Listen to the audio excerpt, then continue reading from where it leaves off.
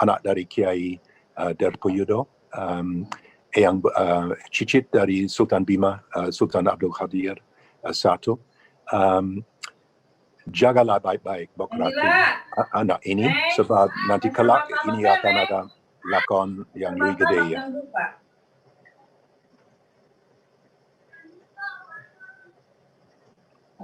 Ada suara. Ada lakon yang lebih gede ya. Jadi dia dititip dan dibesarkan sejak 7 tahun oleh eyang buyutnya dan dididik di dalam ajaran Sufi Islam Jawa. Kalau kita mau tahu konteks dari seorang Diponegoro, itu bukan konteks dari formalism, tidak ada konteks dari Islam modern, tapi konteks dari Islam Sufi.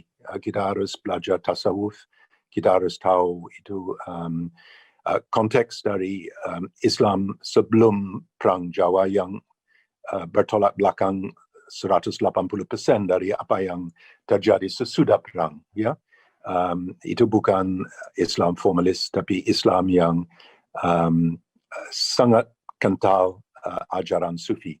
Dan Ratu Ageng yang menjadi emban Diponegoro adalah ujung tombak dari Tarakat Kshatriya di Keraton Jogja. Dia punya 4 mursyid. Kita tahu dari naskah-naskah seperti naskah Menak Amir Hamzah yang ada di Inggris sekarang, di British Library yang paling tebal di dunia, kira-kira 3.000 halaman, bahwa dia betul-betul punya wewenang dan punya peran. Jadi Diponegoro dididik di dalam lingkup seperti ini.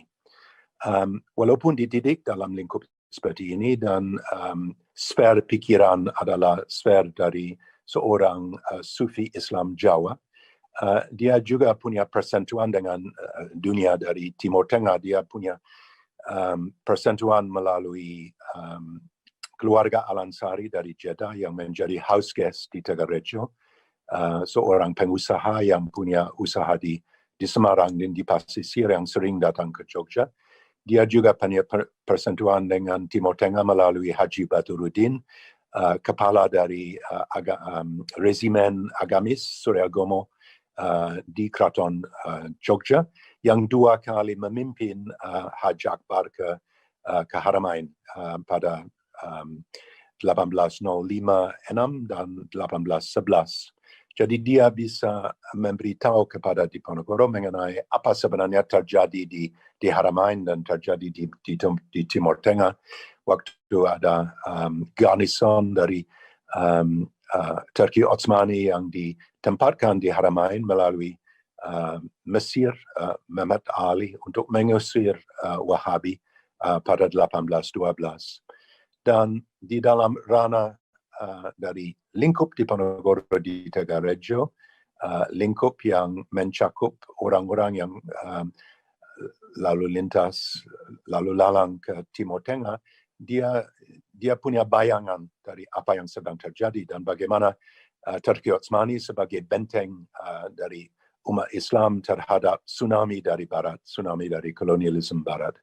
Jadi dia sangat kagum dengan peran dari Turki Ottomani, dan ini salah satu sebab bahwa dia namakan regimen pribadi Bulkio dari istilah Turki Ottomani Boluk, artinya regu, Turkio, Arkio, Barjuma dan lain-lain dari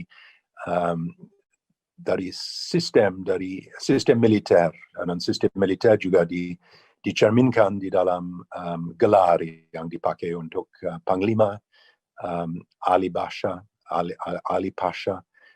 Pasha yang tinggi, dengan komandan senior Pasha, Basa, dan komandan junior Dullah. Ya. Jadi ini adalah semacam bayangan dari dia mau mengutarakan kekaguman kepada Turki Ottomani di dalam gelar militer yang dia pakai waktu perang. Tapi secara ideologis, dan kita sudah tahu dari Kang Oman, kita tahu dari Prof. Azumari Azra, istilah khilafah sama sekali tidak muncul di dalam ranah pikiran. Ya, tidak ada istilah khilafah dari Raden Patah sampai runtuhnya Turki Ottomani pada 1906 dan hapusnya dari Turki Ottomani sebagai kerajaan 1924. Ya. Jadi ini salah satu red herring ya. Tapi kita harus mengerti Diponegoro di dalam ranah dan dalam konteks dan dalam budaya dan dalam sejarah wadah dari Jogja, wadah dari Kejawen pada akhir abad 18, awal abad 19. Dan waktu dia memperjuangkan Perang Jawa, itu seperti Cromwell di Perang Saudara di Inggris. Agama bukan hal pertama yang memicu kami, orang parlementer, untuk turun ke lapangan untuk menentang raja. Tapi pada akhirnya agama adalah isu yang paling melekat ke hati kami dan paling penting bagi kami. Jadi untuk Diponegoro sendiri, ini salah satu isu yang bukan tambahan, tapi salah satu isu sentral. Tapi juga ada isu-isu lain.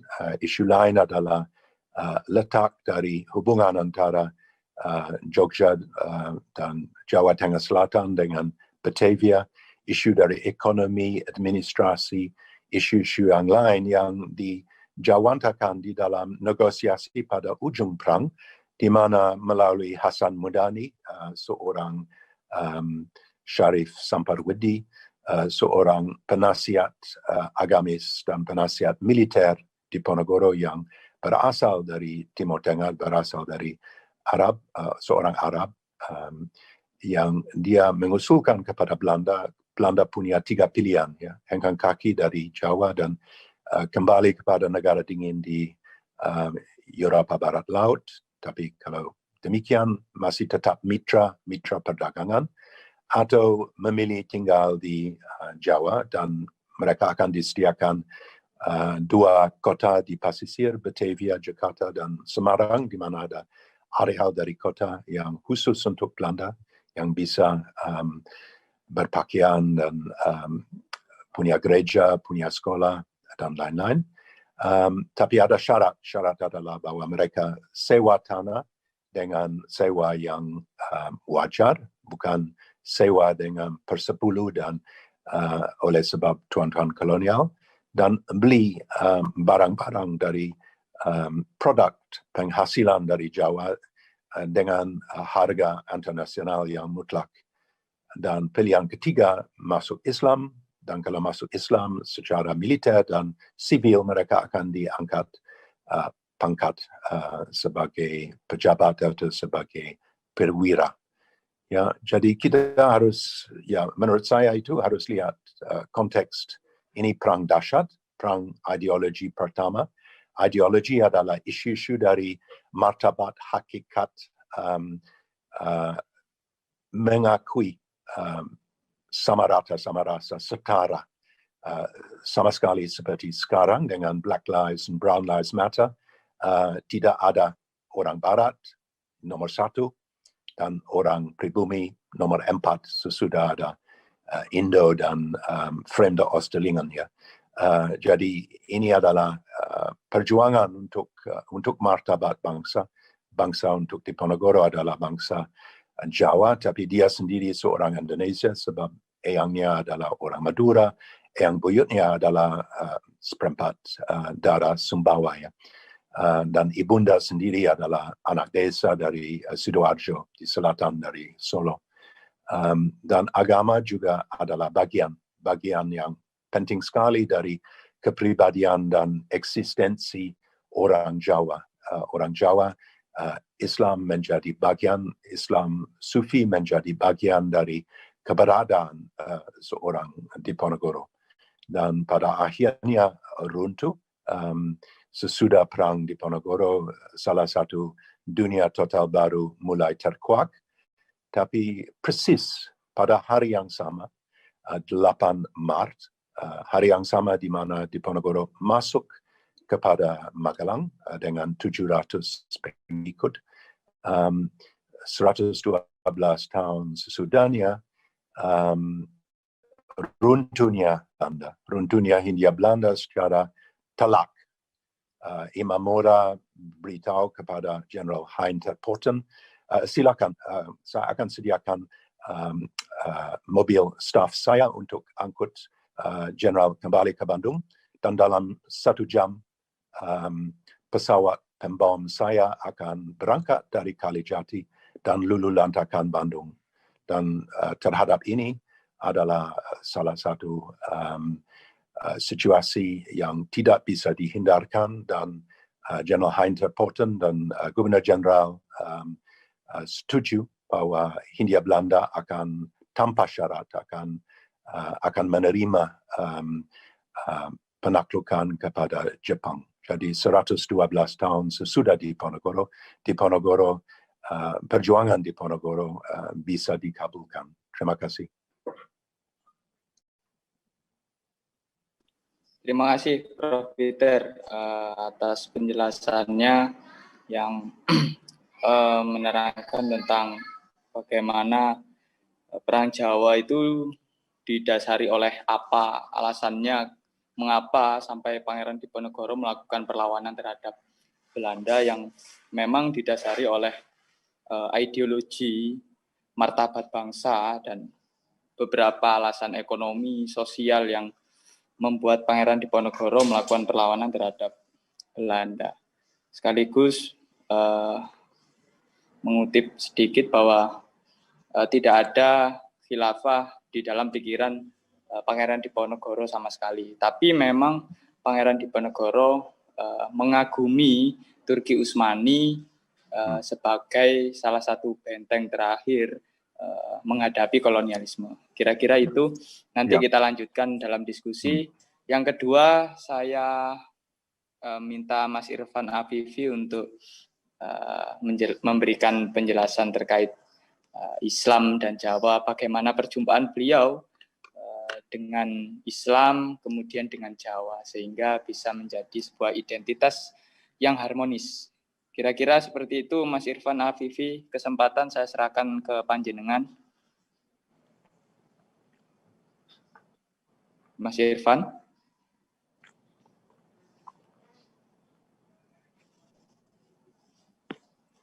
Mas Irfan. Di-mute masih. Unmute Mas, tolong Mas. Oke, suara saya didengar? Ya. Dengar Mas. Selamat sore Pak Peter. Selamat sore. Ya. Ketemu lagi di forum ini, mungkin sekalian silaturahim juga pada teman-teman di PMI di Surabaya. Mungkin porsi saya nanti tidak akan panjang, tapi insya Allah saya akan sedikit menyinggung soal yang penting-penting saja yang saya ingin sampaikan di forum ini. Tapi saya tidak akan ngomong soal banyak terkait buku saya ya, nanti ada forumnya sendirilah kira-kira. Yang pertama, siapa? Begini, satu, sebenarnya saya nyinggung sedikit tadi soal Prof. Peter bahwa apa ya, orang harus memahami tentang karakter Islam di Jawa sebelum Perang Diponegoro. Itu yang harus dipahami pertama. Itu yang kesimpulan Prof. Peter tadi senada dengan apa yang saya gagas selama ini, bahwa satu, pertemuan Islam dan Jawa pada minimal sampai perjanjian Giyanti, terpecahnya keraton Jawa menjadi Surakarta dan Yogyakarta, itu bahkan orang sekelas Profesor Rickleff itu ngomong bahwa hingga Perang Giyanti, Islam sebagai sebuah identitas kebudayaan itu sudah menjadi faktor penentu integrasi masyarakat Jawa. Itu di bukunya Mistik Sintesis itu disebut seperti itu. Jadi orang Jawa hingga perjanjian Giyanti tidak bisa membayangkan dirinya tidak dalam kerangka Islam. Jadi dia hanya bisa membayangkan yang namanya Jawa ya Islam, yang orang Jawa itu tidak bisa membayangkan pandangannya di luar dunianya, di luar Islam. Itu satu ya. Jadi hingga perjanjian, cuma masalahnya kemudian adalah Islamnya di zaman sebelum perang Diponegoro itu Islam yang bercorak sufistik. Ada banyak orang yang ngomong ini Islamnya kejawen. Nah, masalahnya sebenarnya kejawen itu adalah fakta baru. Fakta baru kita lihat misalnya aliran-aliran kebatinan itu muncul di tahun 1930-an awal. Belum nanti aliran-aliran kebatinan yang muncul di tahun 1960-an.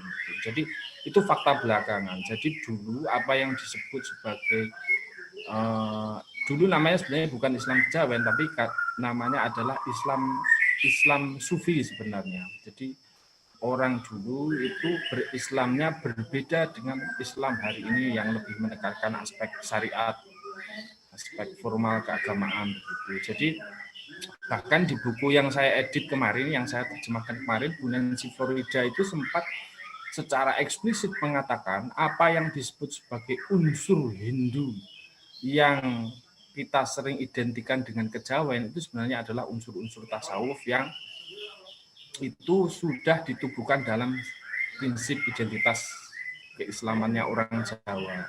Nah, belakangan karena Islam yang dibawa para wali itu kemudian sudah menubuh dalam kejawaan, dalam sistem pemerintahan, keraton, kebudayaan, bahkan tata nilai tradisi yang sampai desa-desa itu sudah diambil alih secara gagasan pandangan dunianya sudah diambil oleh Islam. Ketika terjadi polarisasi masyarakat, jadi ada muncul mulai istilah abangan. Kita tahu di tahun, jadi menurut penelitiannya Prof. Rickleff misalnya, istilah abangan itu istilah baru, 1850-an ke atas, jadi setelah Perang Diponegoro. Karena apa?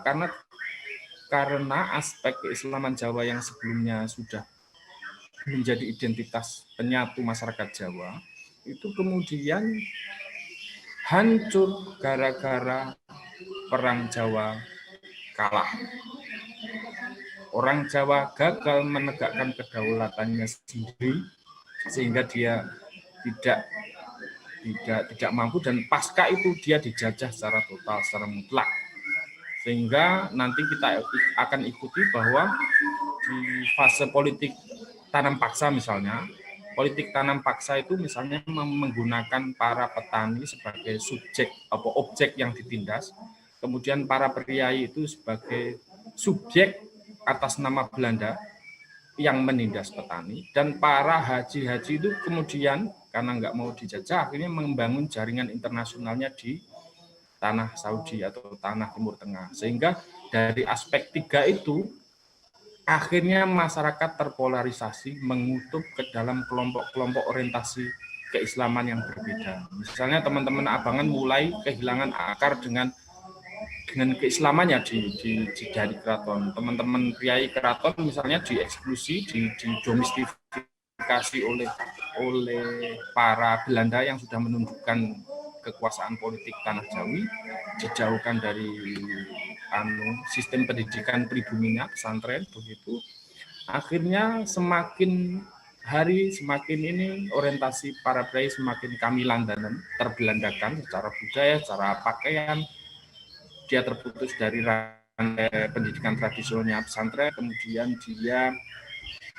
kemudian di zaman politik etis misalnya, kemudian sistem pendidikannya berganti, akhirnya dijatuh kepada anaknya, cucunya, akhirnya para priai kehilangan akar identitas Islam sufinya.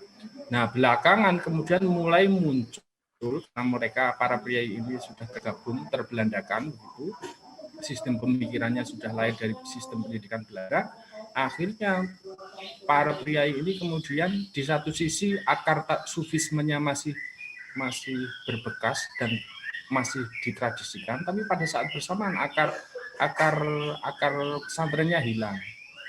Kemudian masuklah teosofi di awal abad 20 yang itu kemudian membuat warisan sufisme Jawa yang ada di priai maupun di bawah akhirnya kemudian berubah menjadi kemasukan teosofi dan lain sebagainya, akhirnya berubah menjadi Islam kejawen yang makna konotasinya sangat negatif. Sehingga warisan sufisme Jawa yang kaya itu akhirnya tidak diakrabi oleh para santri kita hari ini, sudah terputus. Para santri-santri, para haji-haji yang membangun jaringan internasional di Timur Tengah akhirnya mengadopsi Islam yang lebih ke syariat, yang lebih ke pembaharuan, yang lebih puritan begitu. Akhirnya muncullah polarisasi itu, santri abrangan dan putihan abrangan dan priai tadi. Yang itu sebenarnya produk baru, produk dari kita sebagai orang Jawa akhirnya tunduk secara kolonial dan akhirnya terjadi politik pecah belah kolonial. Nah, itu yang ingin saya katakan singkat itu. Tapi saya akan menyinggung sedikit soal jejak film khilafah. Sebenarnya begini, kalau kita lihat film itu sebenarnya sangat sederhana. Jadi seluruh data yang dikemukakan di film itu sebenarnya nggak ada yang baru. Misalnya tentang jaringan di Giri yang tersambung ke Pasai, kemudian Samudra Pasai yang merupakan jaringan para wali, terus kemudian ada misalnya Islam masuk di zaman Utsman, Sayyidina Utsman di Cina misalnya gitu. Itu semuanya sudah pernah dikatakan di sejarahnya. Yang saya ingin katakan sebenarnya sederhana, bahwa proses sejarah Islamisasi ini sebenarnya sudah seperti yang diceritakan di film itu semuanya sudah ada. Entah kevalitannya gimana, tapi semuanya sudah ada. Nah, saya kemudian kecewa gara-gara misalnya sejarah Islamisasi itu berubah menjadi sejarah khilafah. Nah, gitu. Kan jadi sebenarnya secara fakta nggak ada. Secara fakta tidak salah mereka begitu. Karena memang sejarah yang disampaikan mereka itu sebenarnya sudah ada zaman. Cuma masalahnya ini terkait framing. Framing itu misalnya begini. Sriwijaya diandaikan berbaiat kepada khilafah Utsmaniyah gitu. Nah, itu kan bingkai itu. Kalau hubungan Kesultanan Utsmani dengan Aceh, dengan Kesultanan Nusantara sejak dari dulu memang seperti itu, karena dianggap kerajaan Utsmani dianggap sebagai salah satu negara Islam yang besar, dan dengan cara itu dia menjadi ideal type gitu, tipe ideal yang ingin diandaikan para Kesultanan Nusantara. Tapi yang jelas adalah kita bisa tahu sampai hari ini bahwa tidak ada ajaran Kesultanan Nusantara yang memahami dirinya sebagai vasal dari kekuasaan Turki Utsmani, itu enggak ada. Makanya saya bisa katakan dalam sejarah penulisan sejarah Islamisasi di Indonesia, baru kali ini ada orang ngomong bahwa sejarah Islami Indonesia itu, kerajaan-kerajaan Nusantara itu merupakan negara vasal. Itu kan aneh gitu. Nah, ini terkait terkait konsep khilafah. Ya, khilafahnya Islam itu ya memang maknanya sebenarnya sederhana, pemimpin. Jadi konsep kepemimpinan. Jadi misalnya konsep kepemimpinan dan bukan menunjuk sistem sistem pemerintahan, sistem politik definitif seperti didefinisikan oleh HTI. Makanya nggak salah misalnya sistem politik definitif itu misalnya sebenarnya kita lihat misalnya kerajaan Khilafah Bani Umayyah atau Abbasiyah itu kan dinasti. Sistemnya nggak dipilih juga. Berdasarkan keturunan, itu kan monarki.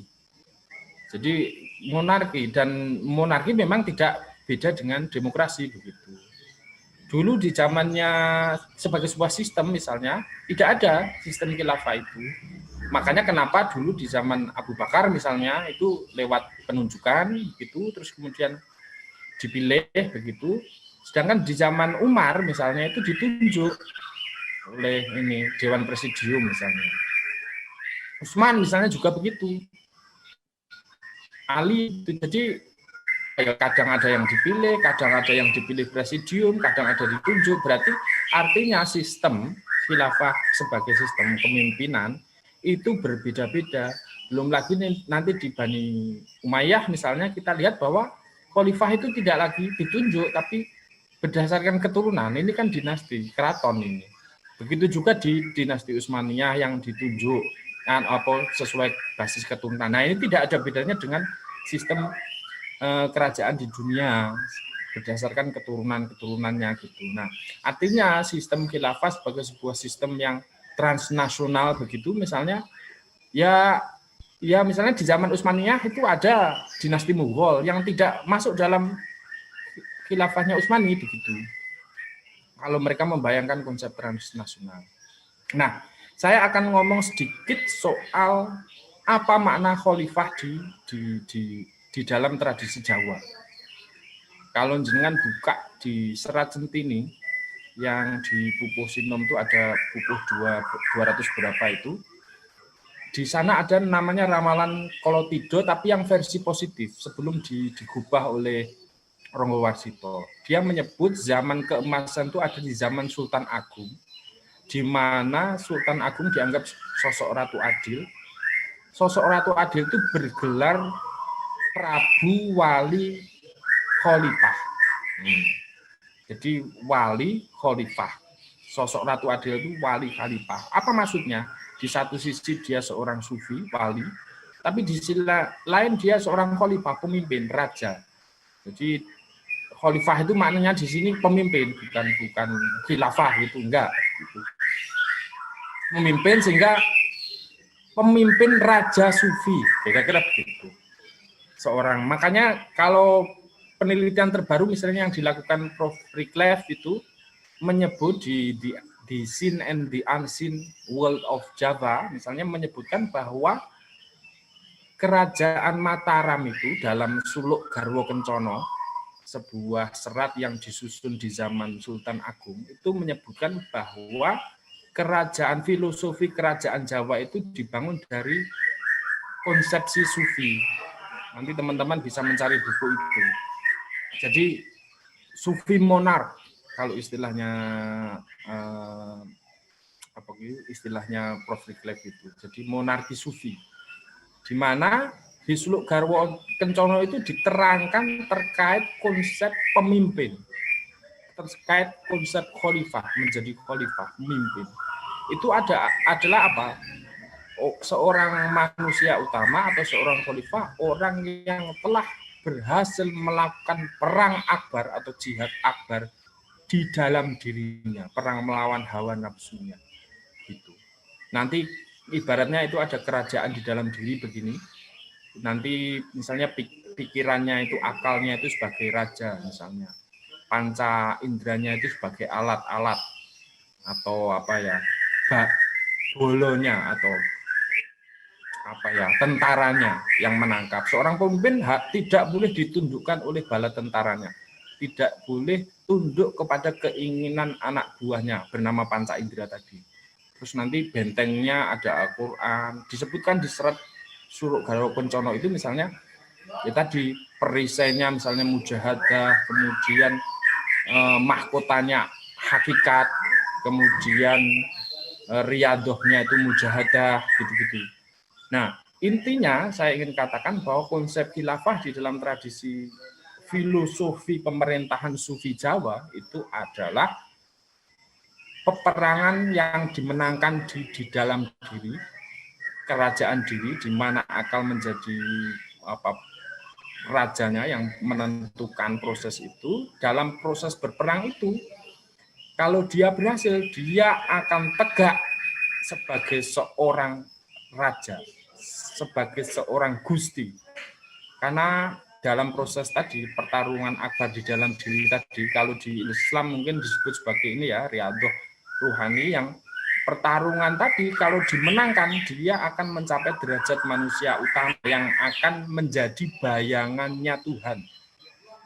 Maksudnya apa? Orang yang telah menunggalkan kehambaannya dengan kegustiannya. Maksudnya begini, jadi kalau Tuhan itu maha adil, seorang raja harus adil. Kalau Tuhan itu maha pemaaf, seorang raja harus pemaaf, begitu. Jadi itu konsep menunggaling kawula Gusti. Jadi menunggalkan sifat dan kualitas-kualitas, sifat-sifat dan asma Tuhan di dalam dirinya, itu proses laku riadoh. Makanya nanti gelar kesultanan itu kita cek misalnya di Yogyakarta misalnya, itu Hamengkubuwana Senopati ing Ngaloga. Maksudnya apa? Dia menjadi senopatinya dalam sebuah perang besar di dalam dirinya sendiri untuk menundukkan dirinya. Makanya nanti nilai kesatria itu orang yang telah mengalahkan dirinya sendiri adalah seorang yang kesatria. Gitu. Senopati Ngalogo, kalau dalam pertempuran tadi dia menang, dia dengan sendirinya akan menjadi Sayyidin Panotogomo. Dia akan menjadi sayyidnya dalam urusan agama, karena orang yang telah menyesap ajaran ke inti hakikatnya. Sayyidin Panotogomo, Khalifatullah, begitu. Apa maksudnya Khalifatullah? Tadi dalam olah penundukan diri tadi, dia berhasil menundukkan hawa nafsu diri rendahnya. Dengan cara itu alifnya nanti, alif di suluk garwa kencono itu disebut alifnya akan tegak. Dirinya sebagai diri itu tegak karena sudah memenunggalkan manunggaling kawula Gusti, menunggalkan sifat dan asmanya Tuhan di dalam dirinya, sehingga dia bisa menebar rahmat kepada semesta, memayu hayuning bawono, atau dia sudah bisa menjadi mangkunya bumi, yang bisa memangku bumi, yang bisa menjadi porosnya bumi, paku buwono, dan lain sebagainya. Jadi dalam sebuah proses menjadi manusia itu kemudian dia berhasil menegakkan kediriannya, akhirnya dengan sendirinya pasti dia akan menjadi wakilnya Tuhan di bumi ini, kira-kira gitu, karena dia sudah berkualitas menunggalkan sifat-sifat dan af'al maupun asmanya Tuhan di dalam dirinya. Makanya di Yogyakarta itu kita lihat itu ada garis imajiner, filosofi garis imajiner antara dari Laut Selatan sampai kepada Merapi. Jadi Laut Selatan, Panggung Harjo, Keraton Siti Inggil nanti, kemudian sampai kepada Tugu, lurus Tugu sampai Merapi. Itu sebenarnya cerita tentang konsep peristiwa Sangkan Paraning Dumadi. Jadi di Panggung Harjo itu ada semacam yoninya, Tugu itu ada lingganya, di mana proses penciptaan itu lahir dari Krapyak, kemudian di sekitar itu ada daerah namanya Mijilan. Nanti ada keluar, dia lahir, Sangkan Paraning Dumadi, dari mana kita akan kemana kita itu lewat proses penciptaan. Bahwa kelahiran manusia itu harus menanjak menuju manusia, tahap manusia utama. Dari Mijilan dia keluar, masuk ke alun-alun kidul, dari alun-alun kidul itu kemudian dia masuk pintu 5. Pintu 5 itu adalah panca indera kita. Harus menundukkan panca indera, nanti masuk bangsal magangan, jadi memagang diri untuk bertarung dengan diri, mengalahkan nafsunya sendiri. Akhirnya setelah proses mujahadah, proses riyadhah tadi, dia akan memasuki bangsal proboyekso atau bangsal pencerahan, cahaya, muncul cahaya, dianugerahi ilmu. Kemudian masuk lagi setelah dianugerahi akan ditinggikan masuk bangsal Siti Inggil, di mana dia orang yang sudah tercerahkan, yang sudah bisa manunggal dengan kawulo kehambaan dengan Gustinya, di mana sifat-sifat baik Tuhan sudah terrepresentasikan dalam dirinya, sehingga dia jumeneng. Apa makna jumeneng? Wong raja itu duduk. Jumeneng itu justru berdiri. Maknanya berdiri itu apa? Dia sudah menegakkan alifnya tugu. Tugu itu kan berdiri tegak gitu. Alif dirinya. Alif kemanusiaannya, sehingga dia akan bisa melihat Merapi itu sebagai wujud dari simbolisasi pribadi yang kokoh, punya integritas, yang tidak tergoda oleh kekuasaan, kepatihan di sebelah kanan keraton. Di kiri, sebelah kanan ada pasar uang gitu. Di sebelah ini ada kepatihan dan lain sebagainya. Nanti ada sarkem juga. Jadi godaan itu telah ditampil, akhirnya integritasnya utuh, dia bisa tegak sebagai jumeneng, sebagai seorang raja. Dengan cara itu dia akan memayu hayuning bawono, mangku bumi, paku buwono, mangku ningrat dan lain sebagainya. Nah, itu sebenarnya konsepsi sufi tentang khalifatullah. Ini khalifatullah adalah tahapan di mana seorang telah berjuang dalam perspektif Islam Jawa yang kemudian akhirnya bisa menunggalkan dari tahapan yang paling awal, syariat, sampai kepada yang hakikat, di mana dari situ dia akan menyebarkan gagasan tentang memayu hayuning bawono. Dan itulah tujuan dari Islam, menebarkan rahmat kepada semesta. Dan itu saja dari saya, terima kasih. Semoga bisa memantik diskusi kita kali ini. Monggo, saya pasrahkan. Oke, terima kasih Mas Irfan Afifi telah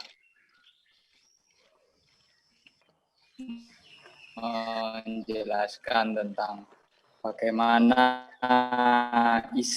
pemersatu bagi masyarakat Jawa sebagai identitas, integrasi masyarakat, kemudian bagaimana Islam Jawa itu sebagai sebuah Islam Sufisme dan tanggapannya terkait dengan film JKDN dan dengan setelah kemarin ketiga Pak Adrian, dosen saya ini. Monggo Pak Adrian. Halo ya, Pak Adrian. Bismillahirrahmanirrahim. Ya, halo Mas. Halo, ya. Sudah masuk ya. Assalamualaikum warahmatullahi wabarakatuh. Waalaikumsalam warahmatullahi wabarakatuh. Selamat sore, selamat siang ya, yang ada dimanapun berada. Yang kami hormati Prof. Peter Carey. Apa kabar Prof? Saya mohon. Matur nuwun ini ya, kita bisa ketemu di ruang ini. Mungkin bisa ketemu lagi. Gus Irfan, apa kabar? Ini biasanya kenal lewat tulisan ya Gus Irfan ini ya. Jadi ketemu langsung.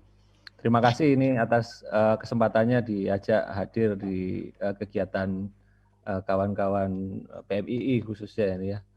Nanti mungkin tampaknya bisa kalau kurang puas bisa dilanjut ini, kayaknya bisa sampai imsak ini nanti kan, besok puasa.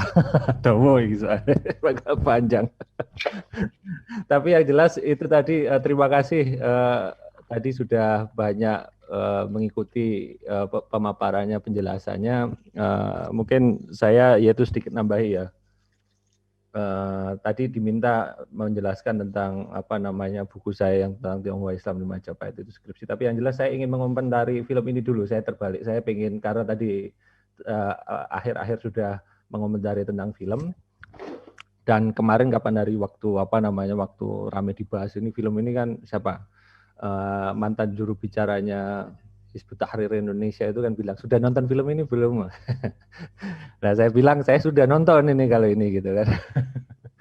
Jadi ya kan yang sekarang bikin apa itu forum literasi apa itu kan. Nah makanya ini saya sudah nonton film dan saya justru ingin menelisiknya pertama ya dari antara ini film sejarah sendiri.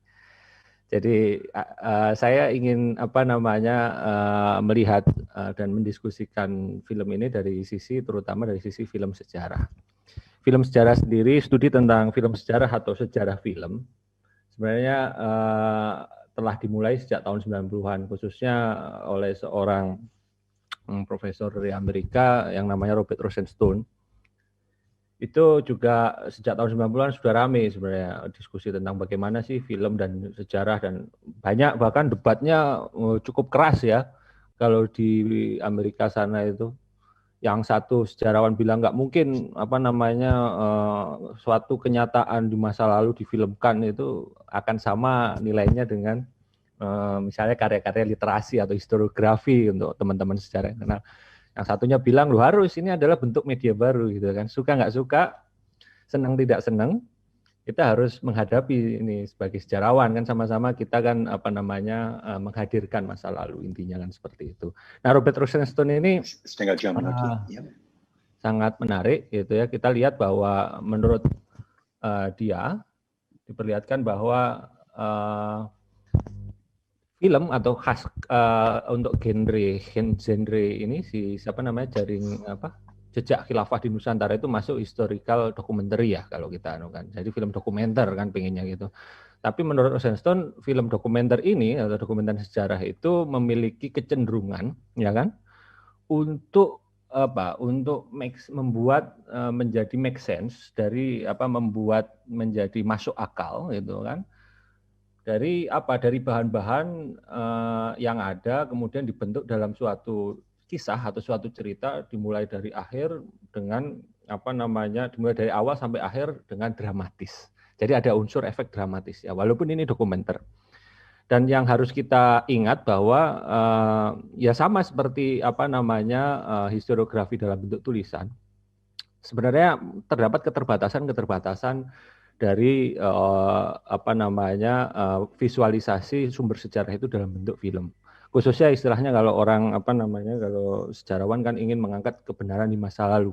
Nah, akan tetapi bedanya antara sejarah di film ya kan dengan yang dengan tradisi Clio yang dari dulu ditulis gitu kan. Itu bahwa kebenaran masa lalu kalau di film itu diciptakan. Nah, sedangkan kalau yang ada di tulisan itu direfleksikan. Nah, ini kan dua hal yang berbeda kan. Antara created, nah, satu reflected gitu kan. Itu dua hal yang sangat berbeda saya pikir. Dan kenapa created gitu kan? Karena dan tidak terrefleksikan seperti dalam hal tulisan karena di dalam film sejarah yang ditampilkan adalah sejarah yang sifatnya close, tertutup, tidak bisa direfleksikan, yang komplit, ya sudah selesai dari awal sampai akhir tadi yang dramatis. Dan ya tidak bisa dikritisi lebih lanjut. Kenapa? Karena ya itu kita cari sumbernya itu kan susah gitu kan. Benar apa enggak? Tidak bisa direfleksikan. Kalau istilah dalam bentuk buku gitu kan akan kebenaran dalam suatu historiografi itu istilahnya kita sempat menarik diri. Nah, sedangkan film ini kan sempat dalam bentuk visual. Nah, inilah yang kemudian menjadikan film-film dokumenter khususnya yang mengambil latar belakang sejarah itu gampang sekali bergeser menjadi semacam propaganda. Nah, ini yang kemudian pada akhirnya yaitu tadi sayang sekali padahal banyak gitu ya yang bisa sebenarnya dibincangkan atau didiskusikan lebih lanjut. Nah, karena sifat film dokumenter sejarah itu yang tertutup, tidak terrefleksikan kemudian seolah-olah sudah komplit gitu kan, akhirnya banyak melakukan pengabaian. Nah, pengabaian ini yang kalau dari sisi film ini setidaknya saya mencatat ada 3 pengabaian. Yang pertama yaitu pengabaian tentang dokumen-dokumen atau sumber-sumber sejarah. Nah, tadi sudah disampaikan banyak hal oleh kedua pemapar sebelumnya bahwa bagaimana dokumen-dokumen yang ada itu diseleksi ya, semua sejarawan pasti menyeleksi. Tapi seleksinya itu secara deduktif seolah-olah. Jadi karena sudah ada skenario ya yang dibuat atau istilahnya pasti semua film pasti sudah ada skenario yang dibuat. Jadi tinggal ditempel-tempelkan, dicari sumber-sumber dokumen yang ditempel-tempelkan begitu gitu. Nah, padahal kan ini sudah ada skenario kemudian sumber ditempelkan ini kemudian pasti akan mengabaikan banyak sumber-sumber lain gitu loh. Nah, ini yang kemudian banyak sekali sumber-sumber yang terabaikan, sayang sekali padahal. Nah, tadi disebutkan gitu ya bagaimana yang terkait Diponegoro aja itu padahal bisa dibahas luar biasa gitu kan. Dan walaupun istilahnya saya yakin itu baru Diponegoro gitu kan. Belum lagi yang lain-lain seperti yang disebutkan Gus Irfan tadi kan.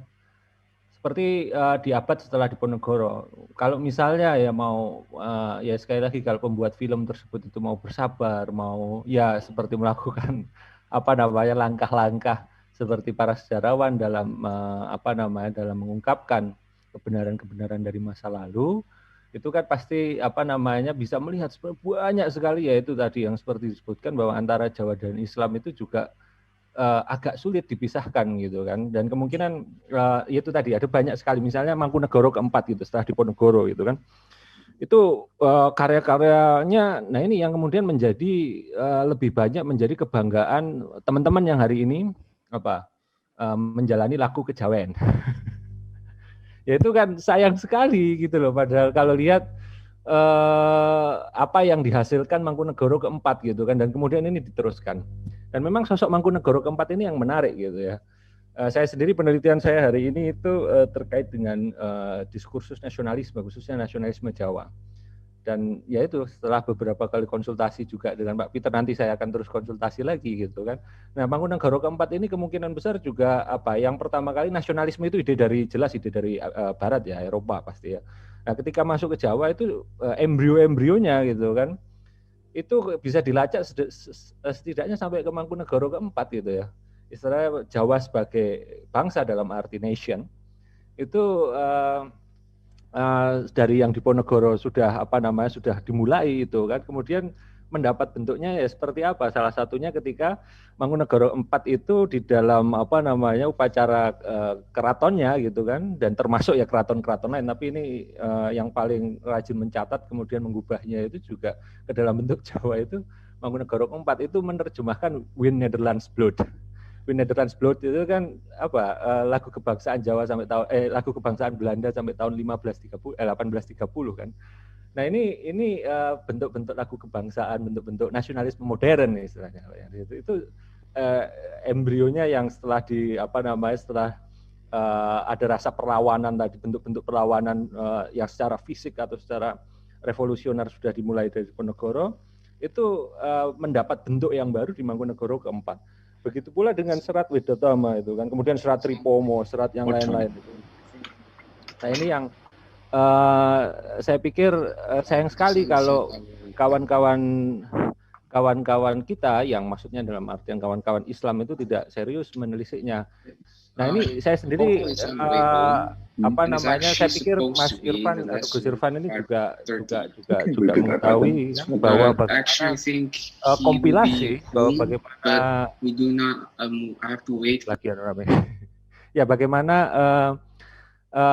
bagaimana koleksi perpustakaan itu ya, karena ini pernah dibahas juga oleh Bu Nancy Florida itu kan, koleksi perpustakaan khususnya di Puro Mangkunegaran, kemudian di Kasunanan Surakarta, kemudian di Kesultanan Ngayogyakarta, Adiningrat, dan bahkan Puro Pakualaman itu di abad 19 yang dibilang sebagai Renaissance Jawa itu sebenarnya banyak didominasi oleh karya-karya yang justru bukan Jawa klasik, bukan Jawa pra-Islam, tapi justru Islam begitu.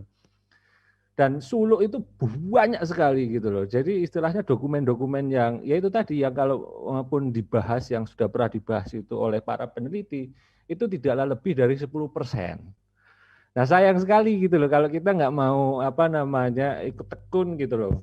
Ikut meneliti, ikut menelisik lah paling enggak, itu yang ada di situ. Nah akhirnya apa? Akhirnya ya kita gagal akhirnya dengan mudah gitu kan oleh teman-teman yang mementingkan formalitas dalam atau formalisme dalam Islam gitu kan, dalam berislam itu kan akhirnya kita gampang terjebak, wah sama aja nih sama kayak teman-teman sinkretis gitu katanya. Padahal nggak bisa seperti itu, saya bilang gitu kan, bahwa dalam tiap-tiap periode sejarah muncul gitu. Nah termasuk serat Widatama di situ yang dikarang oleh Mangkunegara keempat itu kan menarik gitu kan. Di situ disebutkan bahwa sosok gitu ya, sosok uswatun hasanah gitu kan, atau teladan yang bisa ditiru itu sebenarnya bukan hanya nabi atau bahkan ya bukan nabi gitu kan, tapi siapa, tapi Panembahan Senopati Ngalogo Sayyidin Panotogomo. Nah itu di situ jelas gitu di situ. Nah kenapa bukan nabi gitu kan? Nah yang menariknya argumen dari Mangkunegoro keempat ini sangat dalam begitu ya, bahwa kita jangan istilahnya terjebak mengikuti nabi hanya secara luarnya saja, atau ageming aja gitu kan, makanya agama ageming ngaji gitu kan dia bilang gitu, bahwa hanya luarnya saja, jangan hanya jubahnya saja, jangan aja amaliyahnya saja, jangan saja atau misal ya tampilan luarnya, tapi justru dalamnya. Nah karena apa? Karena fenomena tampilan luar sebagian itu ternyata juga bukan fenomena baru gitu ya. Di zaman itu sudah ada dan itu sudah diperingatkan sepertinya oleh Mangkunegoro. Nah, ada beberapa pengabaian yang lain gitu yang banyak sebenarnya dilewatkan, sayang sekali sebenarnya. Kemudian juga pengabaian yang lain, pengabaian kedua adalah pengabaian narasi. Nah, ini loh narasi yang kemudian dibangun gitu kan. Tiba-tiba langsung loncat gitu kan. Sayang gitu. Padahal narasi-narasi sebelumnya itu banyak gitu kan.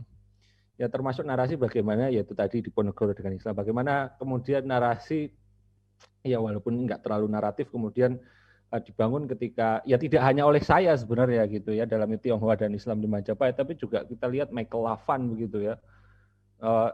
Ya saya sendiri membangun proposal disertasi saya bersama Pak Lavan itu kan. Michael Lavan dan saya melihat bahwa ada jaringan atau ada narasi besar lain gitu kan, selain narasi Islam masuk lewat teori-teori Kambai, Gujarat, Persia, atau bahkan dari Arab langsung Timur Tengah, Hijaz langsung situ. Tapi juga kontribusi besar lain ada dari jaringan Cina atau Tionghoa gitu kan. Nah, jaringan Cina ini bisa dilacak setidaknya mulai dari Patani, tidak hanya Champa yang ada di Vietnam, tapi dari Patani sampai ke Ambon.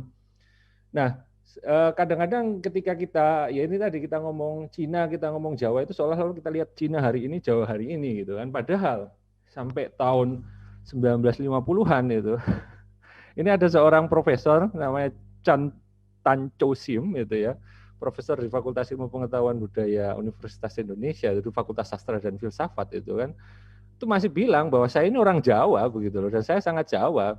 Dan ya memang Profesor Tan Cho Sim ini memang lulusan Javanologi, ya lulusan apa namanya Indologi, bukan Java, di Leiden begitu loh. Dan sampai tahun 50-an dia berbicara paling sering, salah satu yang paling sering diundang oleh Soekarno di Istana Negara, dan dia menjelaskan tentang wayang gitu kan. Dan di saat itu ada di jurnal apa namanya Bahasa dan Budaya UI, dia jelas-jelas bilang bahwa dia Jawa begitu loh. Dan bukan artinya ketika saya apa namanya menjelaskan tentang wayang ini, itu bukan artinya saya mengutamakan kejawaan saya loh kan, itu kan agak unik gitu. Nah, maka itu tadi kategori-kategori Cina, Jawa dan lain sebagainya itu kita harus hati-hati. Kemudian selanjutnya pengabaian selanjutnya adalah tentang diskurs, ya tentang pengabaian wacana gitu kan. Bagaimana wacana berkembang, bagaimana wacana Islam Nusantara, bagaimana wacana Islam sinkretis atau Islam Jawa langsung gitu kan. Nah, ini yang harus kita sadari gitu loh, bahwa perkembangan wacana tentang studi ke Islam dan Jawa ini sudah jauh berkembang, ini kok ya itu tadi tiba-tiba ditabrak begitu loh. Nah, ini kan sayang gitu loh.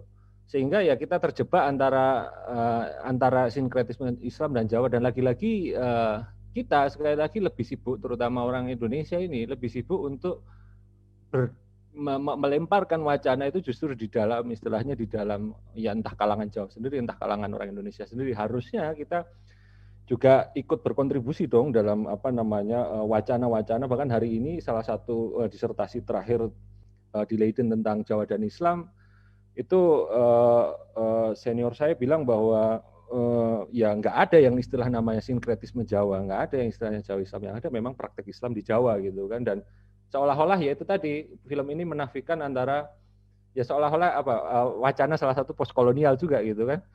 Akhirnya kita seolah-olah kalau nggak Islam nggak datang langsung dari atau nggak dilindungi dalam kekhalifahan itu kurang Islam gitu, sehingga selalu tampak Islam pinggiran. Itu loh yang kemudian sayang sekali gitu loh film ini. Dan akhir kata saya pikir upaya-upaya seperti ini juga harus apa ya, adanya fenomena film ini. Saya ingat perkataan dari quote salah satu dari Spinoza itu ya, yang paling terkenal itu humanas actiones non ridere non lucere neque detestari sed id delecere. Itu kan bahwa apa ya, tindakan manusia itu tidak untuk kita ketawakan, tidak untuk kita kutuk, tidak untuk kita maksudnya apa namanya persekusi atau dibully hari ini, tapi kita pahami dan bagaimana hari ini kita juga sebenarnya kita ambil hikmahnya bahwa kalau apa namanya kalau yang lain sudah berbuat seperti itu, terus kita berbuat apa? Nah, ini jadi tantangan kita gitu loh. Kalau sedikitnya kita apa namanya, itu cuma bohongan, itu cuma apa namanya, terus kita telah melakukan apa gitu loh untuk istilahnya studi Islam sendiri. Nah, saya pikir itulah yang terutama tantangan teman-teman di NU, khususnya teman-teman PMII ya, yang merepresentasikan pelajar Nahdliyin ini kan. Ayo kita sama-sama belajar bersama dan ikut apa namanya membuka pengetahuan bersama tentang Islam dan maupun di Nusantara yang kita sering kampanyekan atau sering angkat. Allahumma fiq ila aqwamit thoriq. Saya pikir itu dulu. Assalamualaikum warahmatullahi wabarakatuh. Terima kasih Pak Adrian atas penjelasannya terkait dengan film ini, film JKDN, dan penjelasan tentang pengabaian yang dilakukan oleh film ini. Tapi ini sudah dimulai sesi tanya jawab yang kami buka 3 dulu pertanyaan yang nanti ditujukan ke siapa atau mungkin ditujukan ke semua pemateri. Dipersilakan. Nah, ini sudah ada 1 pertanyaan yang masuk untuk Mas Irfan Afifi. Halo, Mas Irfan.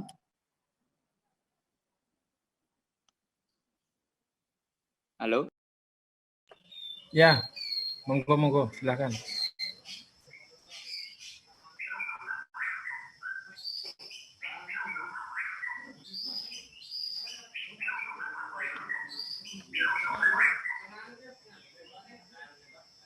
Halo, kok nggak dengar suaranya, moderator?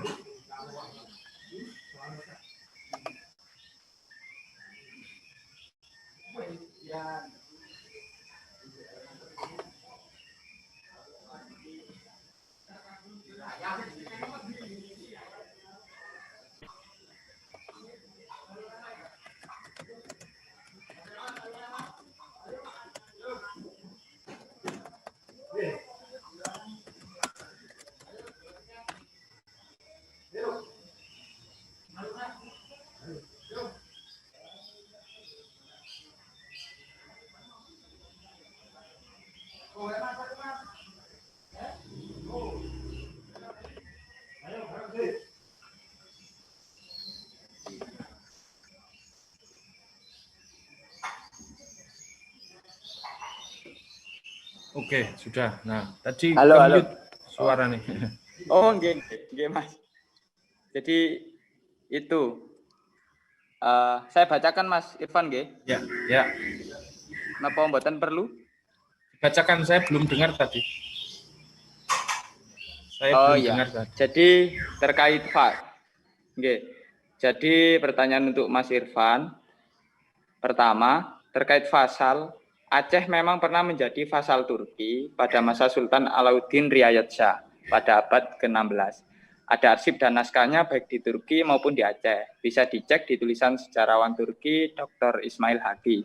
Hanya saja kemudian hubungan keduanya merenggang dan baru coba dijalankan kembali pada abad ke-19 meskipun gagal.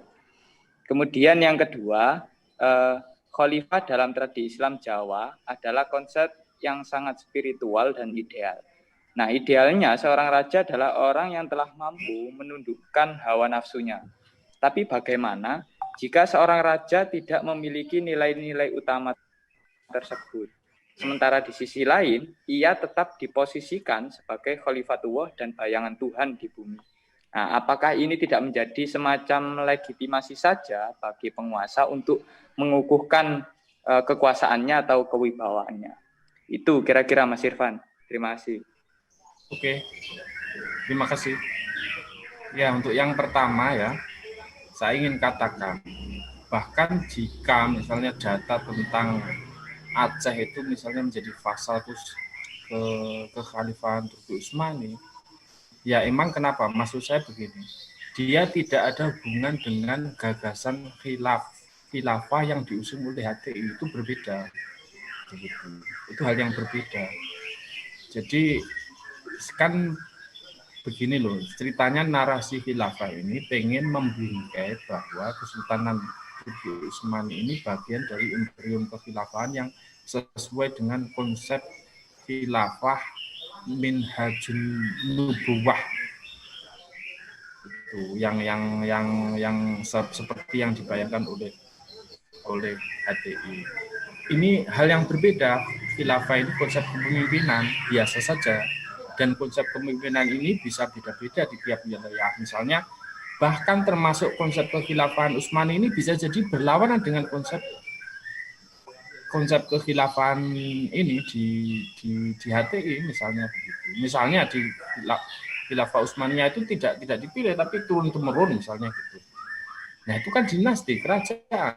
Dan itu sama dengan konsep kepemimpinan di sini, misalnya di Tanah Jawi atau di Aceh atau di apa, yang berdasarkan sistemnya keturunan. Jadi kan begini, ada konsep narasi bahwa sistem khilafah itu sistem pemerintahan yang spesifik, yang baku dari sejak zaman dulu itu kan nggak ada. Nah ini yang pengen dikonsepsikan. Saya tunjukkan tadi di zaman Muawiyah misalnya sudah ganti sistemnya, itu dinasti, itu kerajaan itu. Sebut saja misalnya itu kesultanan sudah selesai atau kekhilafahan yang lebih besar, tapi kan juga tidak semua kerajaan-kerajaan di Nusantara itu harus seperti itu. Misalnya di dinasti Mughal itu terpisah loh dari khilafah Turki Utsmani, dan nggak apa-apa begitu. Itu artinya wilayah istihadi yang harus bukan merupakan bangunan dari sistem khilafah. Misalnya di zaman Khulafaur Rasyidin kan beda-beda. Yang kita seolah-olah digiring dengan narasi frame itu. Bahkan jika Aceh misalnya menjadi fasal katakanlah begitu, itu tidak kemudian membenarkan konsepsi khilafah yang dibawa oleh HTI. Saya pikir begitu. Itu satu. Dua, terkait ini ya konsep nilai khalifatullah. Makanya dulu raja-raja di Jawa itu lakunya agak berat. Makanya kalau teman-teman lihat di wayang itu, seorang raja itu harus benar-benar dikawal dari sejak kecil, dilakukan yang sesuai prosedur raja. Untuk sebagai sebuah nilai ideal, dia harus dipegangi bahwa seorang raja harus memang mencapai kualitas yang utama tadi. Bahwa dalam praktiknya itu tidak seperti itu dimanapun begitu. Tapi dia tidak menggugurkan nilai prototipe ideal type yang ingin dicapai oleh masyarakat Jawa. Itu hal yang berbeda begitu. Nah, makanya ada istilah apa ya? Mekanisme untuk mengontrolnya. Halo? Dengar ya? Ya, Mas. Ya, Mas. Mekanisme yang mengontrolnya dulu di sejak zaman misalnya begini, zamannya para di Sultan ini Mataram itu ada namanya Dewan Wali. Itu yang mengecek memang, tapi ya sekali lagi namanya sistem yang dibikin oleh manusia itu selalu ya begitu. Selalu ada celahnya, selalu ada penyimpangannya, selalu ada masa-masa dekadennya begitu. Tapi sebagai sebuah nilai ideal type yang ingin dicapai, dia harus menjadi sandaran utama agar orang menuju ke sana. Dan itu yang digariskan di dalam sistem politik pemerintahan, bahwa nanti di tiap sistem atau filosofi itu disimpangkan untuk melegitimasi kekuasaan politik, nafsu politiknya, yaitu tidak hanya di Jawa, di semua sistem kerajaan ya begitu kan. Maksudnya ada gagalnya, ada proses dekadensinya, ada. Tapi sebagai sebuah nilai dia harus terus-menerus dipancangkan. Saya ingin contohkan misalnya di PB2 itu ya. Di zaman Pakubuwono II itu misalnya seorang Ratu Pakubuwono itu mendaur ulang lagi karya-karya di zaman Sultan Agung untuk mengingatkan, menggeret Pakubuwono itu menjadi sosok raja sufi. Apa yang terjadi? Usahanya itu tidak berhasil, gagal.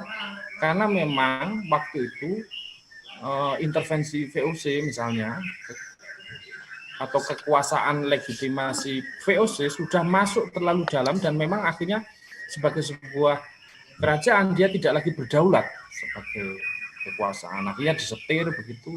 Akhirnya proyek itu dalam banyak hal kita bisa menilai gagal.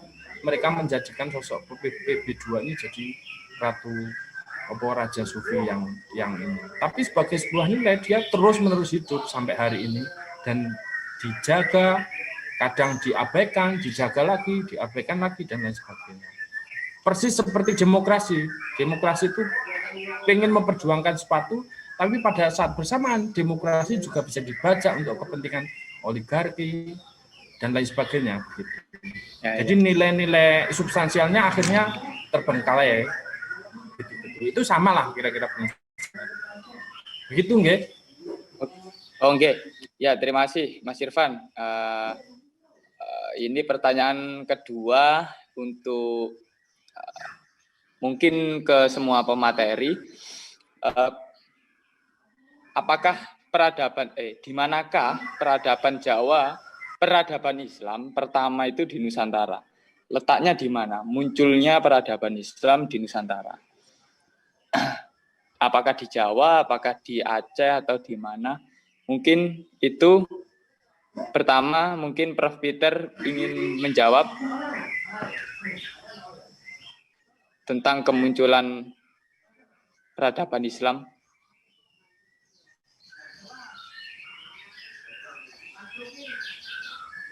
Prof. Peter.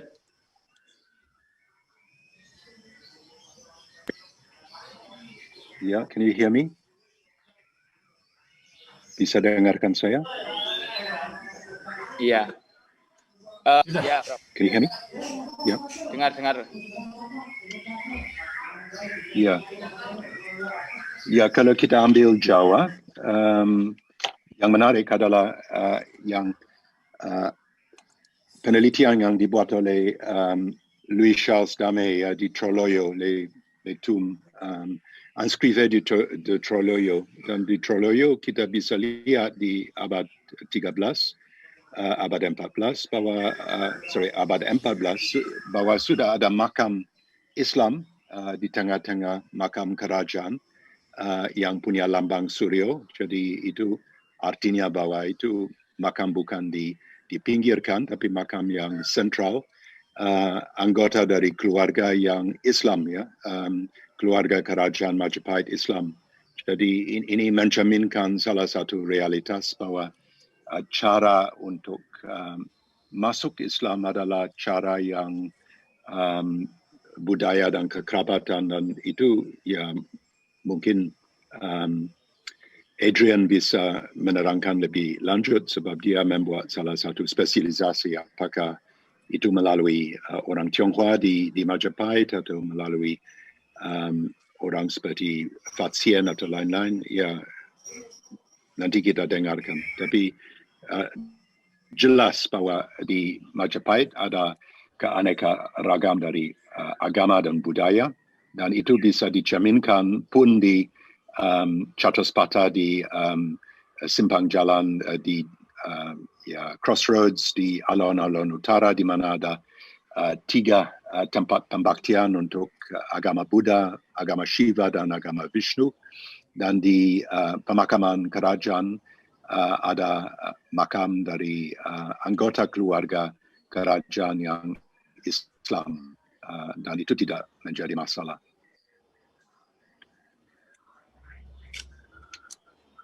Baik, sudah, Prof. Jadi kita bisa lihat bahwa Majapahit adalah tapa batas dari zaman modern di Indonesia, ya.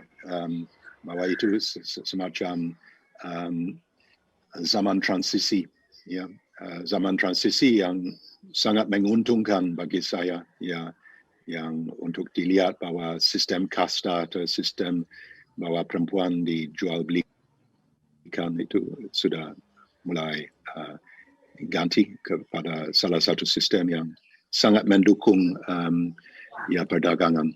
Next.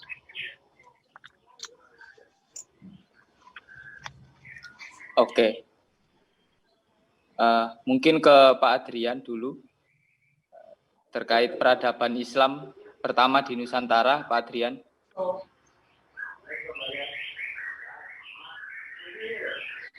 Halo, Pak Adrian. Halo, ya Mas. Yang pertanyaan yang mana banyak ya. Iya. Tapi ya lanjutkan aja ya. Tadi Pak Peter itu. Ya saya benar-benar terinspirasi sama Damé itu sebenarnya Pak Peter gitu kan. Ya, memang sebelumnya kan kalau kita lihat hampir semua peneliti, khususnya peneliti Belanda sejak zaman Vet, ya Vet itu kan nggak pernah ke Jawa tapi nulis Jawa gitu kan, itu kan kebanyakan ya istilahnya masih berada dalam kerangka cara berpikir history of Java-nya Raffles gitu ya. Jadi agak susah menerima kenyataan bahwa secara arkeologis sebenarnya makam-makam tersebut in situ gitu. Jadi ya memang ada di situ gitu. Kemudian yang ingin saya kemudian tangkap ini juga ada yang bahas Annals gitu kan, mazhab Annals gitu. Itu sebenarnya karena kekurangan, bukan kekurangan ya, kalau mau ditelusuri untuk karya disertasi pun sangat bisa gitu kan. Tapi saya pikir lewat pendekatan social science itu tadi saya mencoba melihat bahwa bagaimana yaitu tadi peran peran tidak hanya orang Arab gitu ya, orang-orang lain, orang-orang dari bangsa-bangsa lain itu sudah banyak dalam Islamisasi Jawa, dan proses itu benar-benar lama gitu ya, dan tidak langsung asal jadi gitu, nggak tahu, taken for granted begitu. Nah, saya pikir tiap periode pasti punya ciri khas sendiri-sendiri. Tadi seperti yang sudah disebutkan Gus Irfan. Kemudian tadi ini ada yang teori penyebaran Islam, riwayat Tionghoa Islam, apakah sudah ada bahkan sebelum zaman Majapahit, masa keemasannya. Ya kalau di Nusantara ya sekali lagi Aceh itu ya contoh yang baik, kalaupun kita mau ngomong Nusantara sampai kemana-mana begitu ya, maksudnya lebih dari nation state Indonesia hari ini. Dan melihat Aceh sendiri kita juga, yaitu sekali lagi melihat masa lalu itu kita juga kadang-kadang nggak bisa menyamakan, ya, termasuk menyamakan nation state hari ini, memahami vassal state ya, antara vassal state-nya Majapahit gitu kan, sama vassal state-nya kekhalifahan itu juga pasti punya yang beda-beda. Terus kalau misalnya begini, kalau kemudian dengan logika yang sama, berarti kita bisa lihat bahwa ekspedisi Cheng Ho itu sebenarnya kan sama kayak ekspedisi, kalau misalnya kita melihat bahwa vassal state itu artinya mengakui gitu kan, atau berada di dalam bawah kedaulatan suatu suatu kedaulatan yang lebih besar lain, itu berarti sejak awal Nusantara selalu berada di bawah kekaisaran Cina begitu. Cina. Ya kan? Kalau misalnya kita pakai logika seperti itu begitu.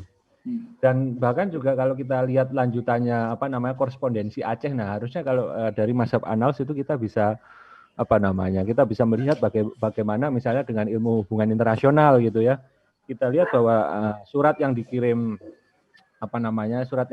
Sultan Alauddin Riyad Shah itu nyaris sama dengan surat yang dikirim Sultan Aceh di akhir abad 18 awal abad 19 ke kerajaan Inggris. Ya itu kalau untuk buat sejarawan yang sangat lihat sumbernya, kadang-kadang berhati-hati, ini benar tak yang nulis orang orang Aceh sendiri gitu ya. Karena memakai istilah-istilahnya itu ya, selain istilah Islam, selain istilah Arab, bahasa Turkinya itu persis ya.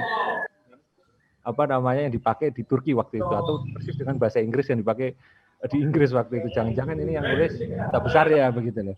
Dan posisi duta besar seperti itu. Itu kalau tidak salah di bukunya siapa Pak Kadi itu yang diterbitkan Brill itu juga disebutkan dispute semacam itu dalam diskurs. Nah, kemudian terkait Raden Patah ya, sekali lagi skripsi saya yaitu saya batasi tidak untuk sampai ke situ gitu kan. Cuman ya itu tadi untuk diskurs sendiri ya, saya mengikut diskurs besar bahwa penyerangan Raden Patah ke Majapahit kemudian menyebabkan banyak pihak melarikan diri ke Bali, ke lain-lain tempat, itu saya pikir itu konstruk lama ya, dan yang sudah banyak dikupas dan sudah banyak dilihat bahwa bagaimana itu tidak benar-benar terjadi di Trowulan kalaupun memang ada penyerangan itu gitu loh. Dan Raden Patah sendiri, De Graaf kemudian Pisot sudah banyak menulisnya bahwa sosok secara historis sendiri bisa bisa ditelisik lebih lanjut. Nah, saya sendiri lebih penasaran sebenarnya dengan bagaimana keterkaitan yang akhir-akhir ini banyak dilakukan juga, misalnya tentang tokoh Bathara Katong dengan Demak itu ya. Bathara Katong di Ponorogo. Banyak yang bilang bahwa Bathara Katong itu kan tokoh jadi-jadian gitu, atau tokoh rekaan, karena kan baru ada muncul di historiografi Babat Ponorogo tahun 90-an atau tahun 80-an. Padahal kalau kita cek sumber-sumber yang lebih kuno lagi itu kan, beberapa pejabat Belanda dalam laporan Belanda sudah mendengar itu gitu kan, di abad 19 sudah mendengar dengan tokoh Bathara Katong yang memang ada kaitannya sama Demak. Kalau kita lihat lagi secara arkeologis, bukti artefaktual yang ada di situ, makam khususnya Bathara Katong itu jelas-jelas tipologinya tipologi Demak. Setidaknya ada 3. Nah, ini yang menarik sekali, yang perlu sekali lagi kita bahas lebih lanjut, bahwa dalam Islam Nusantara ya selain untuk itu, kita lihat untuk nisan makam Islam di masa-masa awal modern itu ada 3 jenis nisan makam. Tadi nisan makam damai itu Troloyo itu ada tipologi sendiri. Itu tidak hanya di Troloyo tapi juga sampai ke Campa, tapi juga ada di Banjar, Patani dan lain sebagainya. Kemudian ada namanya Batu Aceh. Nah, Batu Aceh ini yang tersebar paling banyak. Dan itu baru muncul ya di masa-masa Kesultanan Aceh. Bahkan yang Samudra Pasai itu kemungkinan besar juga buatan barunya zaman Alauddin Riayat Shah dan Iskandar Muda. Dan yang terakhir batu nisan mana namanya ini? Demak tadi, tipologi batu nisan Demak. Dan itu yang biasanya ada di pesisir utara, bahkan yang anehnya kok ada di Ponorogo. Nah ini kan menarik sebenarnya untuk ditelisik lebih lanjut. Nah saya pikir itulah yang apa namanya yang sekali yang mungkin bisa kita jadikan pemancing untuk penelitian-penelitian berikutnya. Dan terakhir ini, apakah film Khilafah ini muncul sebagai upaya mencoba menjadi media kampanye degradasi nilai-nilai nasional bangsa Indonesia? Saya pikir kita harus mengundang pembuatnya, begitu kan? Makanya saya pikir mungkin nanti di lain kesempatan kita bisa benar-benar bicara ya dengan pembuatnya, itu istilahnya. Tapi Prof. Peter memang sudah ketemu gitu kan. Tapi yang jelas saya juga penasaran gitu kan, sebenarnya apa sih anunya gitu kan, istilahnya misinya begitu. Kalau memperkaya historiografi kita sah-sah aja gitu kan, untuk apa namanya, untuk kita sepakat dalam ruang diskusi gitu ya. Kita kan bisa sepakat untuk tidak sepakat begitu. Dan bisa banyak pandangan, dan seharusnya kita bisa duduk bersama untuk istilahnya membahas film ini lebih lanjut. Terima kasih. Oke, terima kasih Pak Adrian.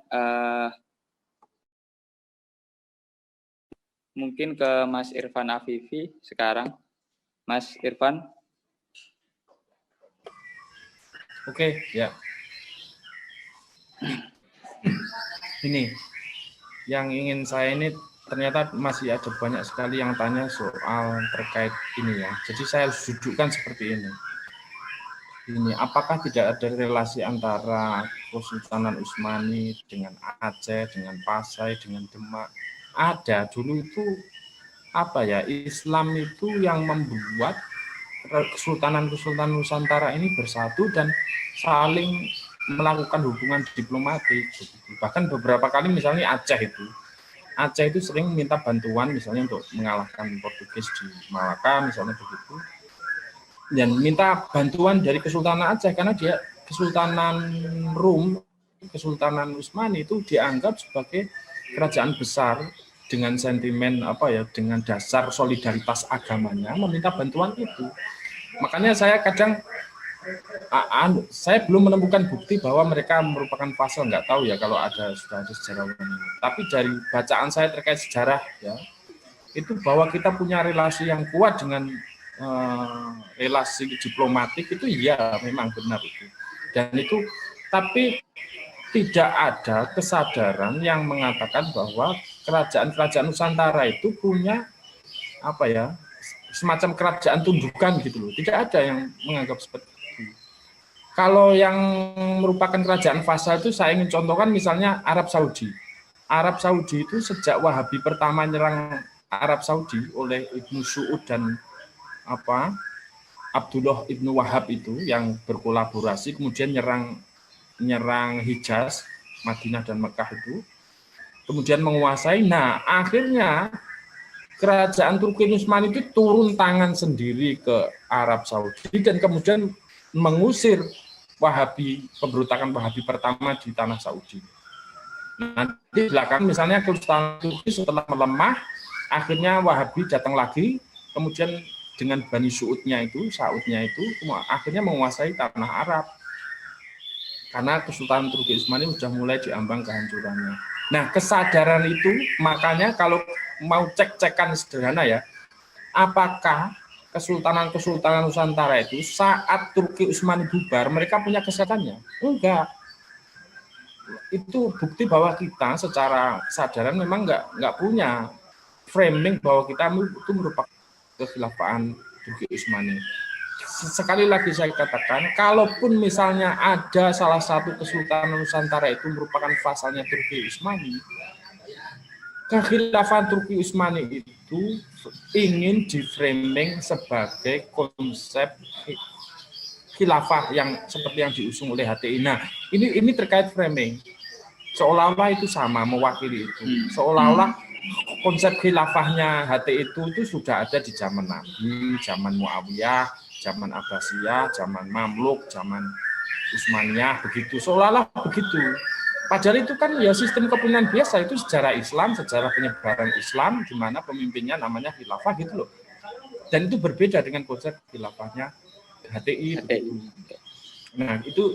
Nah, yang kedua ini terkait monumen-monumen Islam di ini ya. Jadi gini, ada banyak orang yang bingung. Sebenarnya kalau soal masuknya Islam di Nusantara ini kan dulu misalnya Hamka dulu seminar di Medan itu yang mengumpulkan banyak sarjana muslim di sana itu sudah menyepakati bahwa sejarah Islamisasi itu memang sejak dari awal, bahkan di abad-abad 7, 8, misalnya 9 sudah masuk di Indonesia. Cuma bangsa Nusantara menjadi mu'alaf besar-besaran untuk bergabung ke Islam dan sistem pemerintahan kesultanannya itu baru memang di abad 14, 15, dan 16 kan gitu ceritanya gitu.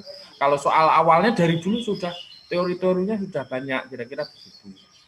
Nah, cuma perubahan mendasarnya memang ada di abad-abad 14, 15, dan 16 tadi. Yang itu kemudian mengubah secara total bahwa kesultanan-kesultanan kita yang dulu kerajaan Hindu itu kemudian berubah menjadi kerajaan Islam, kira-kira gitu. Tonggaknya di situ. Sehingga kita sering ngomong mempersingkat bahwa kedatangan Islam atau bedahnya Islam itu diterima sebagai agama mayoritas itu memang di abad-abad itu. Sampai abad 18, kemudian kedatangan kolonial dan mengganti. Kira-kira gitu. Kira-kira gitu ya. Oke, Mas Irfan, terima kasih. Jadi saya perlu untuk menyampaikan bahwa dalam diskusi ini sebenarnya ada satu pemateri lain yang sebenarnya kami undang dan kami berharap untuk hadir, yaitu kami mengundang Mas Niko Pandawa sama Mas Septiana Awe untuk menjadi pembanding dalam diskusi kami ini. Terus juga, saya perlu menyapa teman-teman diskusi yang nonton live streaming di YouTube. Mohon maaf saya tidak bisa menyapa satu persatu karena saya juga tidak bisa melihat dari live streaming YouTube. Tapi saya ucapkan terima kasih dan mohon maaf kalau diskusi ini ruang Zoom-nya tidak mencukupi. Tapi semoga dari live streaming saja sudah bisa memberikan pencerahan bagi kita semua terkait Islam dan Jawa. Mungkin itu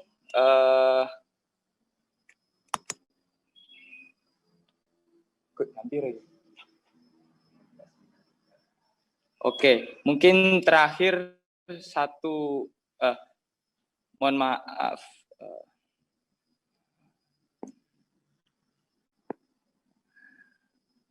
Baik, karena waktu yang sudah mepet, saya pikir saya serahkan kepada pemateri satu persatu untuk menyampaikan closing statement sehingga menjadi semacam kesimpulan untuk kita semua apa yang kemudian harus kita pelajari lebih lanjut terkait Islam dan Jawa. Pertama mungkin saya serahkan ke Prof. Peter. Halo, Prof. Iya. Closing statement, Prof. Terima kasih. Bisa dengarkan saya? Ya.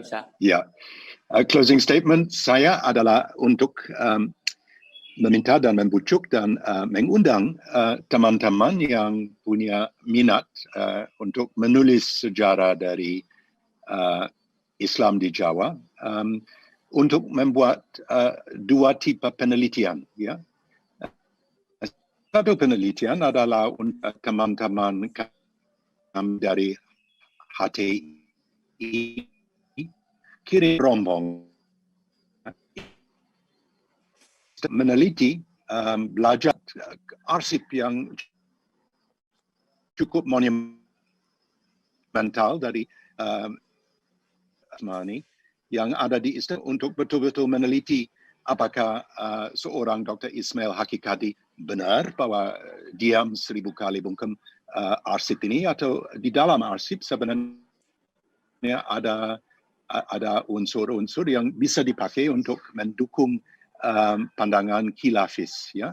Dan kedua, saya kira yang paling penting adalah untuk menelusuri apa yang dibuat oleh Nancy Florida dan dibuat oleh Mel Recluse mengenai ya suasana budaya khazanah dari Islam Sufi di Jawa Tengah Selatan atau di abad 16, 17, 18, awal 19, supaya kita betul-betul bisa mengerti seorang sosok seperti Diponegoro, sebab sekarang sudah dibantahkan ide dari Peugeot bahwa ada semacam renaissance dari sastra Jawa, dan semua sastra Jawa berpaling kepada ya rujuk kepada yang tulisan dari Kakawin, dan itu terang bohong belaka. Sebab kita tahu bahwa ada 500 suluk dan dari 1.400 naskah yang ada di Solo. Silakan mempelajari surat ini.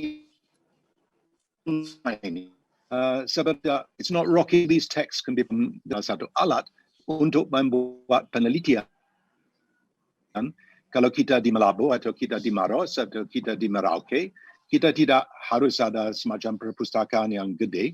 Kita bisa online melacak semua naskah yang betul-betul penting, dan ini bisa membuka cakrawala baru bagi kita dan tidak berpaling kepada orang-orang yang scholars dari luar. Kita bisa membangkitkan salah satu khazanah sendiri di tanah air. Terima kasih.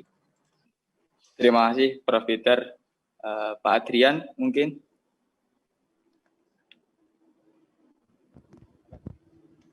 Ya, terima kasih banyak ini atas diundang di sini, dan sekali lagi kalau saya pikir ya itulah, saya ikut mengajak kawan-kawan untuk meneliti sejarah kita sendiri di masa lalu gitu ya.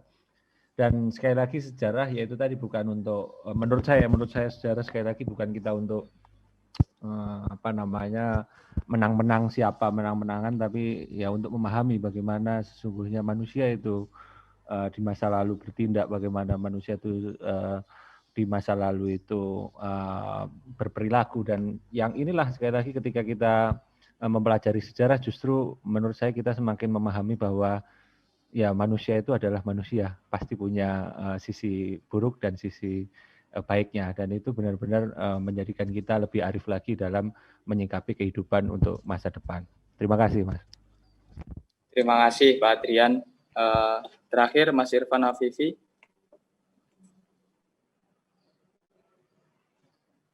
Mas Irfan.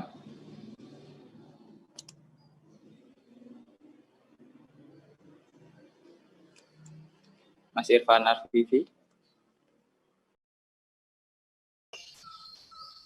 Oke, ya sudah. Ya, yang ingin saya sampaikan di kesempatan kali ini, kenapa saya misalnya menulis buku saya Jawa dan Islam, kemudian Jawa Islam di masa kolonial, menerjemahkannya buku Nancy, itu sebenarnya yang ingin saya katakan begini, nasib Kesultanan Nusantara yang paling buruk adalah Jawa. Karena apa? Kalau kita ngomong tentang Melayu misalnya, aspek Islamnya itu mungkin akan lebih mengemuka. Tapi ketika kita ngomong Jawa, yang kita tangkap hanya sinkretisme, Hinduisme, Buddhaisme, dan itu terus-menerus dilanggengkan oleh para sarjana kolonial kita. Sampai misalnya Clifford Geertz, yang narasi Clifford Geertz trikotomi itu sampai hari ini masih terus-menerus kita konsumsi begitu. Tanpa pernah kembali lagi warisan sufisme Jawa kembali menjadi bagian warisan yang diwarisi teman-teman, namanya menjadi buruk, menjadi kejawen begitu, kebatinan dan lain sebagainya. Padahal saya ingin katakan misalnya kalau Anda pernah dengar ini ya, Rumi misalnya, Masnawi itu ditulis dalam bahasa Persia. Dan dia dianggap warisan sufisme dunia. Sedangkan kita melihat karya Sultan Agung misalnya, Sastro Gending. Suluk Garwo Kencono, dan suluk-suluk yang lain yang merupakan khasanah karya tasawuf penting, akhirnya tersulut hanya menjadi warisan kejawen yang hari ini itu diabaikan. Saya yang pekaji di bidang itu merasa saya terdolimi sebagai orang Jawa. Saya merasa ini khasanah ini kemudian dibingkai atas nalar dulu penjajah kita, itu dipisahkan dari nalar keislamannya, sehingga warisan-warisan itu dijauhi oleh para santri, tidak dimengerti oleh para priai, digeret ke masalah-masalah aspek Hindu Budanya, dan oleh para ini akhirnya tersulut menjadi warisan klinik dan kebatinan begitu. Nah, saya ingin mengajak teman-teman untuk membaca ulang lagi khasanah ini, membingkai lagi, kemudian meneliti ulang betapa kita nggak jujur sekali dalam sejarah, betapa kita meninggalkan ini. Saya orang yang santri yang berusaha keluar dari kesantrian saya dan kemudian menyerap, mencebur ke dalam tradisi ini, dan saya ingin menjadi contoh dan agar mencontohi orang-orang agar ini warisan-warisan para wali dulu, ini para warisan yang terekam di dalam suluk yang bukan hanya, kalau di Persia mungkin banyak karya sastra bernilai sufi, tapi di sini suluk itu sudah menjadi genre sebuah tembang yang ditubuhkan di dalam masyarakat Jawa. Suluk dan wirid itu genre tembang. Di sini tasawuf sudah menjadi genre tembang, penulisan puisi, dan itu alangkah malunya saya ketika Syed Hussein Nasr nulis ensiklopedi spiritualitas Islam, menyebut warisan sufisme Nusantara itu menyebut hanya Subud dan Sumara. Subud itu saya benar-benar ini kemana Wali Songo? Kenapa nggak ditulis di buku-buku Syed Hussein Nasr yang tebal itu, berjilid-jilid itu? Dan mereka hanya mengenal tradisi Subud yang sudah banyak bingkainya dari kejawen yang punya konotasi oleh masyarakat, dikonotasikan sebagai hal-hal yang negatif dan klinik gitu. Nah, ini ajakan dari saya, semoga ini bersambut dan teman-teman bisa agar bukan atas nama ini pokoknya Islam, bukan begitu, tapi agar kita jernih, jujur melihat kenyataan kita, kenyataan sejarah kita. Dengan cara itu nanti sebagai bangsa kita akan bangga dengan warisan itu. Dengan cara bangga kita akan mulai berdaulat sebagai sebuah bangsa, tidak ikut-ikutan begitu, tidak mandiri seperti tadi Khalifatullah. Kita jumeneng, tegak sebagai diri. Alif dalam diri kita itu tegak, dan kemudian nanti akan menjemput kedaulatan Indonesia ke depan. Terima kasih. Wassalamualaikum warahmatullahi wabarakatuh.